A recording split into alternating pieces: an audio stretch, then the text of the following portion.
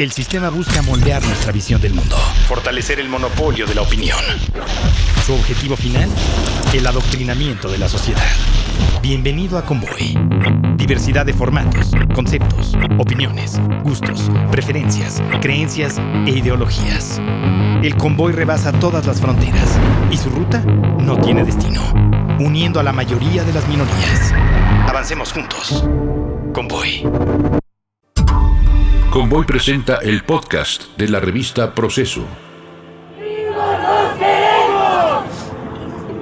Hace muchos años, el Comité Eureka acuñó esta frase que acabamos de gritar, pero nunca pensamos que años después recorrería a nuestro país y se pronunciaría por miles a los desaparecidos.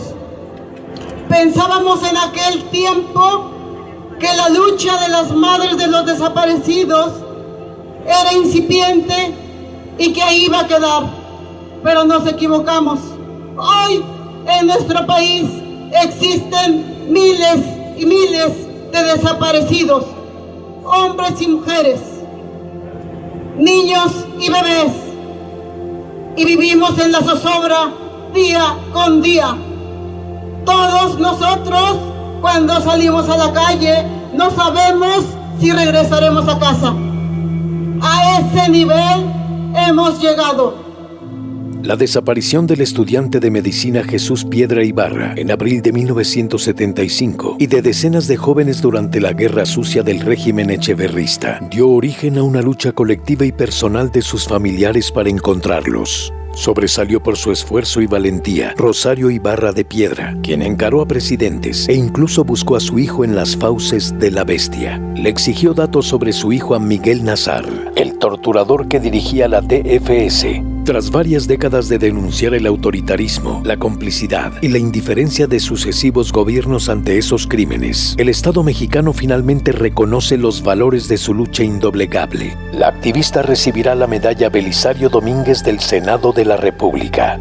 Incansable defensora no solamente de los desaparecidos políticos, sino de los perseguidos y de los exiliados, que durante el proceso de la guerra sucia se vivieron en este país. Desde su condición de madre del desaparecido Jesús Piedra Ibarra, supo construir todo un movimiento de defensa de derechos humanos que entonces no alcanzaba a ser comprendido. Detrás de ese cuerpo menudo y esas sobrias maneras de vestir de doña Rosario Ibarra de Piedra, muy pronto descubrió el volcán efervescente de energía interna que la llevó durante décadas a sostener una lucha incansable contra la desaparición forzada y a batallar sin tregua ni claudicación en busca de justicia y para reencontrarse con su hijo Jesús, detenido desaparecido por agentes del gobierno en abril de 1975. Nos entrevistamos aquella primera vez en las calles de Adolfo Prieto, en la Colonia del Valle, domicilio del ingeniero José Álvarez y Casa y su esposa Luzma. En esa misma ocasión, corría el año 1977 y doña Rosario tenía 50 años. Conocí a doña Elodia, la madre de Arturo y Emilio Gamis, 2 de los 8 guerrilleros muertos en el ataque al cuartel militar de Madera, Chihuahua, el 23 de septiembre de 1965. Sumarían en años siguientes varias decenas las ocasiones en las que pudimos conversar e intercambiar información con la doña, como solíamos nombrar a Rosario. Ella siempre aportaba datos y anécdotas nuevos. Los temas recurrentes eran la represión, la tortura, el destino desconocido de los hijos, esposos, hermanas, compañeras de los familiares del por entonces llamado Comité Nacional Pro Defensa de Presos, Perseguidos, Desaparecidos y Exiliados Políticos, luego rebautizado Comité Eureka. ¿Dónde están? ¿Dónde están? ¡Nuestros hijos! ¿Dónde están? ¿Dónde están? ¿Dónde están? ¡Nuestros hijos! ¿Dónde están? ¡Eureka vive! ¡La lucha sigue! ¡Eureka vive! ¡La lucha sigue! ¡Eureka vive y vive! Me tocó ver, entrevistar y acompañar a los familiares de los detenidos desaparecidos a finales de agosto de 1978, instalados en huelga de hambre en la Catedral Metropolitana, dispuestos a quedarse allí hasta el 1 de septiembre, día del segundo informe presidencial de José López Portillo. Pensemos en grande para ser grandes, seremos grandes. Las madres lograron conmover al más alto nivel de decisión. Con esa presión moral, De los Pinos salió al Congreso de la Unión una iniciativa de ley de amnistía. Se decreta amnistía en favor de todas aquellas personas en contra de quienes se haya ejercitado acción penal ante los tribunales de la Federación o ante los tribunales del Distrito Federal en materia de fuero común hasta la fecha de entrada en vigor de la presente ley por los delitos de sedición o porque hayan invitado, instigado o incitado a la rebelión o por conspiración u otros delitos cometidos formando parte de grupos e impulsados por móviles políticos con el propósito de alterar la vida institucional del país, que no sean contra la vida, la integridad corporal, terrorismo o secuestro. El ayuno de los familiares arrancó a más de 1.500 presos políticos de las cárceles, dejó sin efecto más de 2.000 órdenes de aprehensión vigentes y propició el retorno al país de 57 exiliados políticos. Para entonces el Comité de Familiares ya había rescatado de las mazmorras clandestinas del propio gobierno a más de otro 1,5 centenar de desaparecidos sobrevivientes. La amnistía, sin embargo, no solucionó de raíz el escabroso tema de los desaparecidos. El aparato gubernamental mexicano, democracia aparente, dicta blanda o dictadura perfecta, era muy parecido en sus prácticas represivas a las dictaduras militares del Cono Sur y de Centroamérica en los mismos años. Por eso no tuvo la grandeza de admitir que combatía con ilegalidad a los que ya había decretado que eran ilegales, por ser opositores que combatían, pacíficos o armados, a un sistema autoritario en el que democracia, justicia, paz e igualdad brillaban por su ausencia. López Portillo llegó a nombrar a los ex líderes estudiantiles, luchadores sociales, a los ex guerrilleros, jóvenes revolucionarios equivocados. Al justificar las razones de amnistiarlos, aludió al grupo que lo presionó desde Catedral. Al ver a las madres que entran en huelga de hambre buscando a sus hijos y a otras enlutadas, hijos todos los mexicanos, todos los jóvenes, iguales que nuestros propios hijos, he ratificado mi decisión. Los minúsculos grupos o intereses no pueden frustrar la posibilidad de que el país, olvidando en todos los ámbitos, tenga el derecho a estrenar tiempos vírgenes. Ratificamos nuestra voluntad de esta ley de amnistía. En el mundo hay injusticias que no se pueden quitar, mientras exista un sistema donde hay desigualdad. Obrero, abre bien los ojos, no te dejes de engañar, el patrón te está explotando, nunca esto se va a acabar.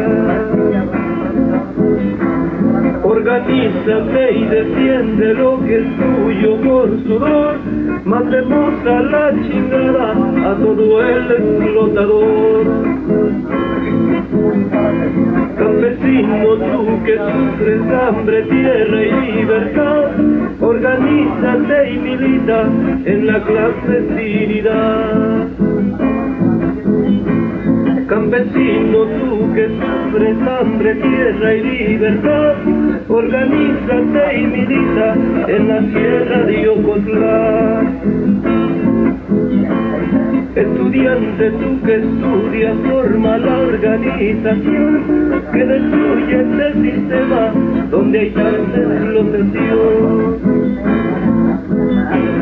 La burguesía bien sabe que esto aquí no va a parar, la victoria será nuestra y explotación ya no habrá.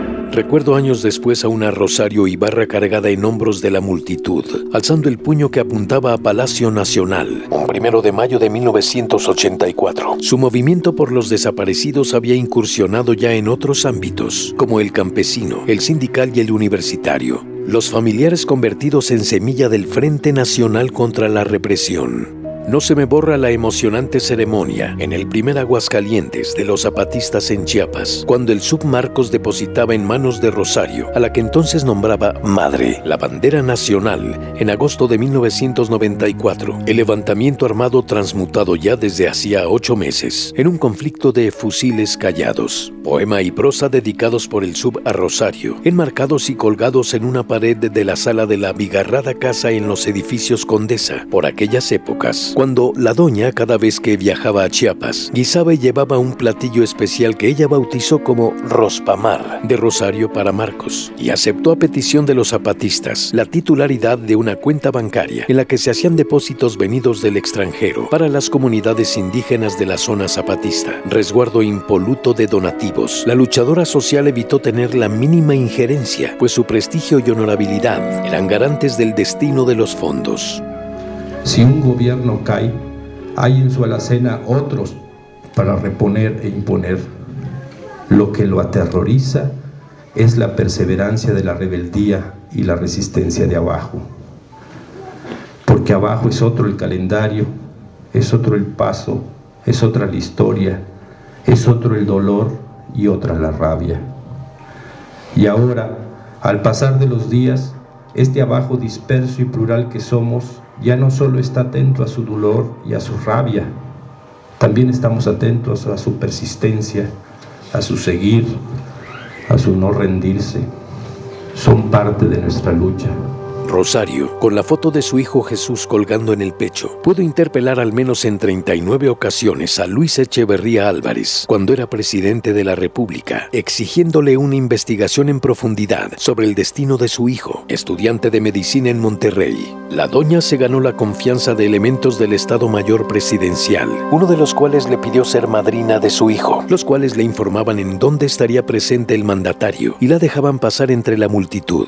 Echeverría le recibía documentos, daba órdenes a sus subalternos, pero era solamente una simulación. Esa doble personalidad que mostraba en público, entre populista, tercermundista y paladín de lo que él mismo bautizó como apertura democrática, sin resultado alguno en la realidad.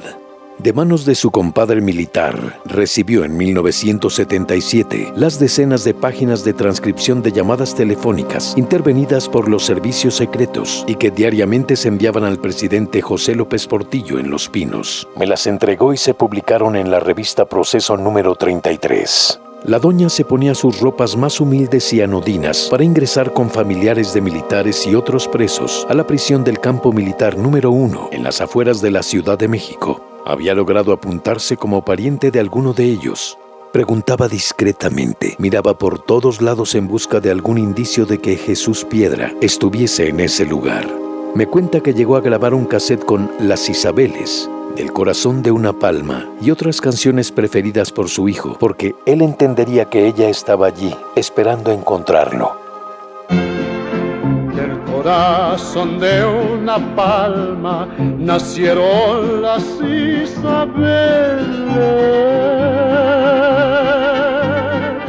delgaditas de cintura y del corazón alegre. Al pasar un arroyuelo a la sombra de un laurel,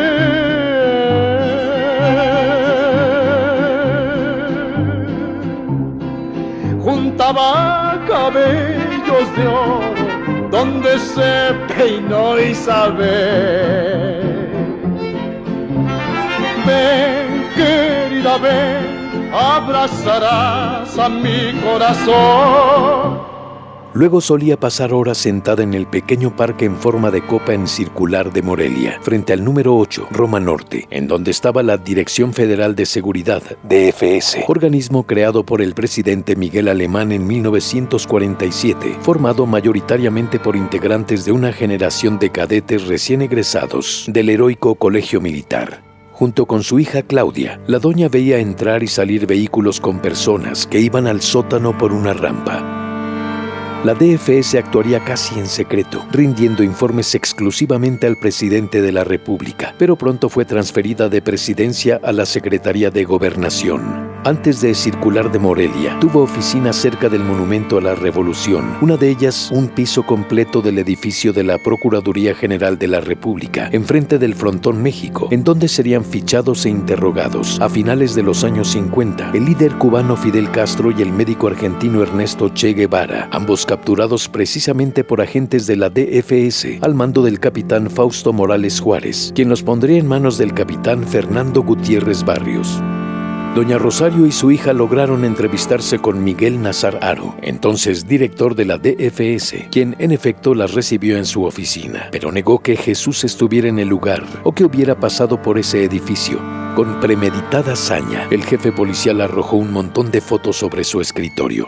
O a ver si lo encuentran en estas fotografías, que no registraban otra cosa que cuerpos acribillados, ropas y cuerpos sangrando, jóvenes guerrilleros ya liquidados por las policías, el ejército o la temible Brigada Blanca, que allí mismo tenía su sede desde 1975.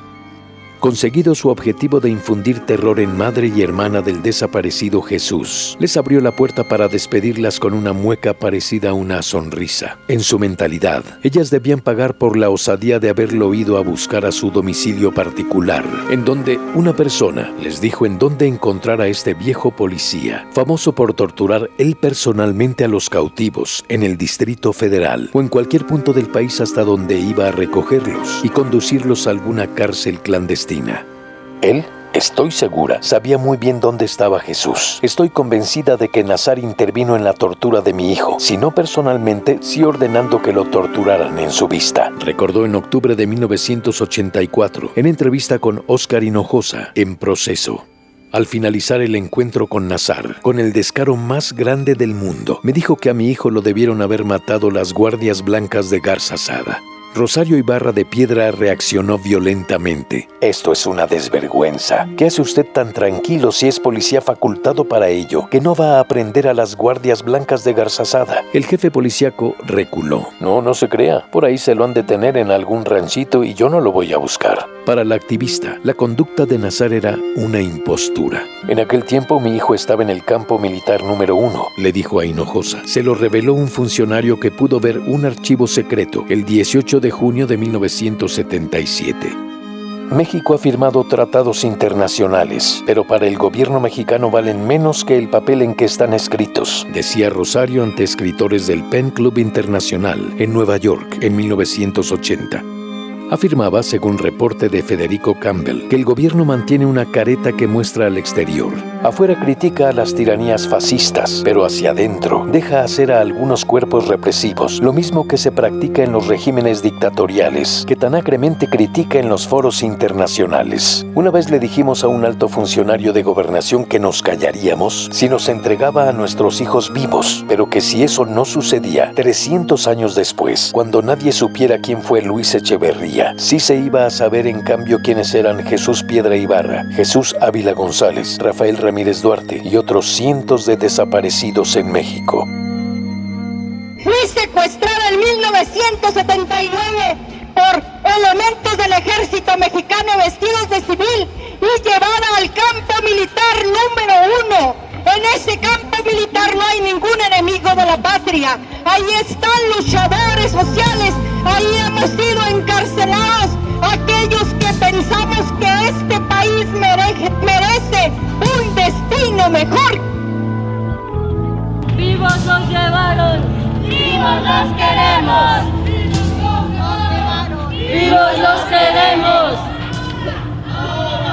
Se hace indispensable presentación con vida y castigo a los culpables. Ahora se hace indispensable presentación con vida y castigo a los culpables. La doña también se apareció en actos públicos en donde estaba el presidente López Portillo. Así ocurrió en Monterrey, en la inauguración de la Escuela de Música y Danza Carmen Romano de López Portillo. El terrorismo en nuestro país, soltó en presencia de JLP, es dirigido y organizado por altos funcionarios del gobierno federal.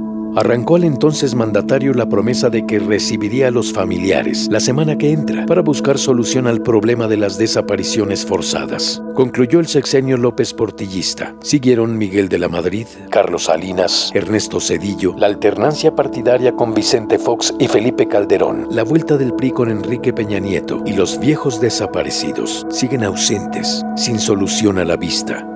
A punto de que cumpla un año este gobierno de la Cuarta Transformación. 2 veces candidata presidencial, 4 ocasiones propuesta para Nobel de la Paz, senadora de la República, Rosario entregó una banda tricolor de presidente legítimo a Andrés Manuel López Obrador tras el llamado fraude electoral de 2006. AMLO votó por la doña en las presidenciales de 2018. Ahora, ella podrá ver su rostro de 92 años, reflejado en una merecida medalla Belisario Domínguez, solo que ese brillo metálico no logra borrar décadas de impunidad. Está todo bien documentado. Acudimos a la Secretaría de Gobernación, a la Procuraduría General de la República, al Ejército. Yo visité la cárcel de aquí, del campo militar número 1, en 1975, cuando se trajeron a mi hijo de Monterrey, Jesús Piedra Ibarra. Visité la cárcel 6 meses seguidos. Estuve entrando a la cárcel, pero ahí preguntando dónde estaban los desaparecidos. Alguien, una buena mujer, me dijo: a esos los tienen en el Acapulco. Y el Acapulco era una barraca en donde tenían a la madre y a la esposa de Lucio Cabañas. Entonces siguieron desapareciendo gente, y ahora, contra la Constitución, el ejército fue sacado a las calles a combatir como policía al llamado narcotráfico y al crimen organizado. Nosotros protestamos porque la Constitución dice que solamente en casos de desastres naturales, en casos de la inminencia de un ataque de ejército extranjero, se pueden sacar a los soldados de sus cuarteles a esas labores, nada más. Pero lo sacaron. Este señor que dice que es presidente, sacó al ejército a las calles a que lo mataran y a matar. Entonces nosotros protestamos por eso. No queremos que haya más desaparecidos. Si se los llevan el ejército o la marina, queremos que lo reconozcan y no que digan por ahí que se los llevó el crimen organizado en un levantón. La desaparición forzada, para que lo sepan todos, está catalogada mundialmente como crimen de lesa humanidad. No prescribe, y no prescribe el castigo que se les dé a los responsables. Y en cambio levantón, hasta feo se oye. Levantón es una palabra que se escucha procaz, y echarle la culpa al crimen organizado es echarle la culpa a algo anónimo, contra lo cual el gobierno no lucha como debe de ser. Nosotros vamos a seguir luchando por 557 desaparecidos del sexenio de Luis Echeverría Álvarez. Luis Echeverría está tranquilo, no le hace nada. Nunca lo han enjuiciado por nada, pero nosotros estamos aquí. Pero lo más fuerte que va a haber en este país es el juicio de la historia, el juicio de los mexicanos que saben quiénes son los responsables. Compañeras y compañeros, sigamos luchando. Este fue un reportaje de José Reveles, publicado en Proceso 2241, de venta en kioscos, Oxxos y Sanborns, o www.proceso.com.mx, y en las cuentas de Twitter y Facebook, @Revista Proceso.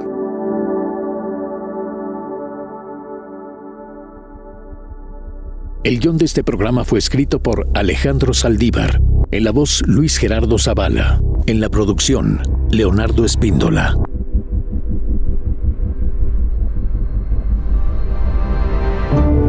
Convoy.